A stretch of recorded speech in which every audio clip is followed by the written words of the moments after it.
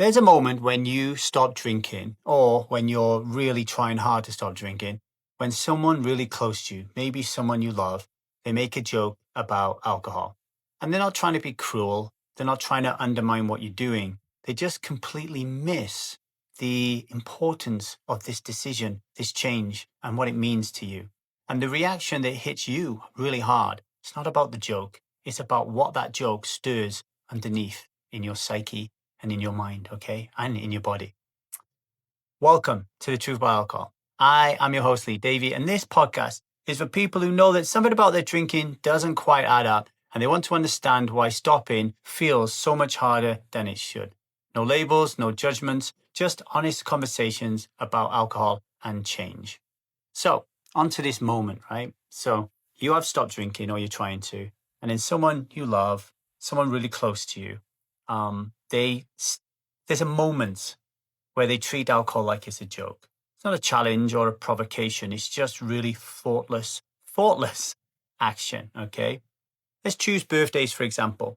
So somebody sends you a birthday card, but it has an alcohol meme on it. And you have not drank alcohol for 17 years, or you're trying really hard to not drink. And the person who sent you a birthday card, they know this, right? And you open it, and there's this split second of disbelief. Like, how did this even make sense to you that you sent this to me? If they're really close to you, you might even feel embarrassed, like, and then probably confused, angry, So that's the birthdays. Think about weddings as well. How many times in a wedding, when you're standing there during the toast, does somebody automatically hand you champagne? No pause, no question. They just assume that alcohol is still the default. Now, for somebody for whom alcohol is way in the distant dim past, like myself, that probably won't matter. But what if you're really craving? What if you're going into that wedding and you're really, really struggling because it's the first time you've been around alcohol? Funerals is the same, right? Somebody presses a glass of whiskey in your hand for the toast, for the dead, because that's what you do. People like us do things like this. Or maybe you're at a family gathering and somebody offers you a drink and you say no, right? And they laugh it off, or they make a light comment, or they say something like, oh, just have one. You can have one with me. Or maybe they just screw their face up at you. They give you that, that face.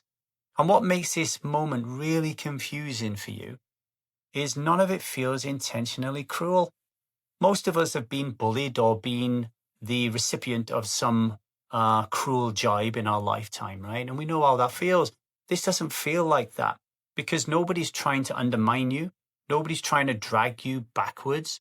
They're just completely missing what you're doing.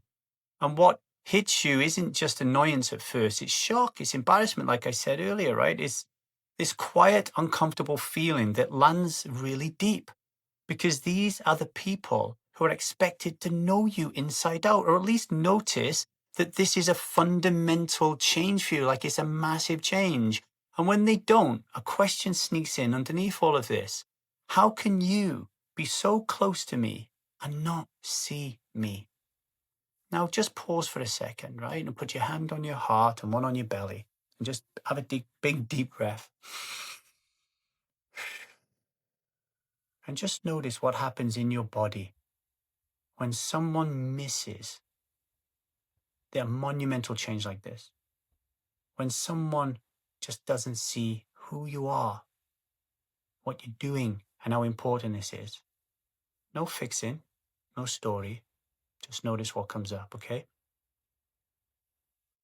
Now, this moment, it isn't about alcohol.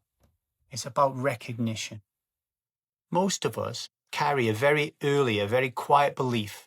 If the people who made me don't see who I am, what does that say about me? And that belief doesn't live in your adult mind. It lives in a younger part of you that learns safety through being understood. So when someone jokes about the thing you work really hard to change, it doesn't feel neutral. It feels like erasure. And here's where alcohol quietly enters the picture, because alcohol has always promised belonging without an explanation, validation without having to have a conversation, relief without having to be known. So when recognition fails, especially with the family, especially with people who love you, right? The nervous system doesn't think this is about them. It thinks something is wrong with me. And this is a liquid lie at work. It's not pushing you to drink. but reminding you how exposed change can feel when it isn't mirrored back to you. Now, here's the part that really matters. It doesn't matter how clear you are inside. It doesn't matter how long you've been alcohol-free as fuck.